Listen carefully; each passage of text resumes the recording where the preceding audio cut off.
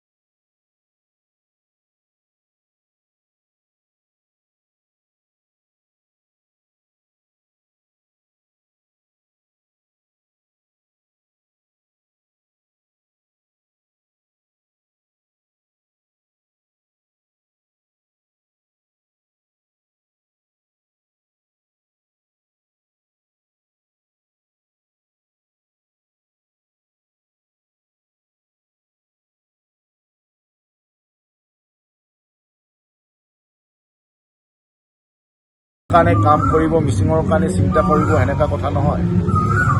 ন' doubt তেখেতসকলক অকল মিচিং মানুহে 100% মিচিং মানুহে ভোট প্ৰদান কৰি জিকাই আনিছে বা জিকিছে সেনেকা কথা নহয়। গতিকে আমি প্ৰগতিশীল, আমি বহুত লিবাৰেল মিচিং জনগোষ্ঠী, আমি MMK বা আমি জাতীয় সংগঠন। সেইকাৰণে তেখেতসকলক আমি সদায় এটা আহ্বান জনাওঁ যে কেৱল মিচিং জাতিৰ কাৰণে নহয়, অসমৰ বৃহত্তৰ অসমীয়া জাতিৰ কাৰণে তেখেতসকলে কাম কৰি আহিছে আৰু আমি দেখি আহিছোঁ খুব ধুনীয়াকৈ কাম কৰি আহিছে। সংকীৰ্ণতাৰ মনেৰে নহয়, আমি এটা প্ৰগতিশীল চিন্তাৰে সদায় ৰাজনীতিও কৰিছোঁ, আমি সংগ্ৰামো যদি কৰিছোঁ, সংগঠনো যদি কৰিছোঁ, দলো যদি কৰিছোঁ, আমি এটা প্ৰগতিশীল চিন্তাৰে আমি কৰি আহিছোঁ।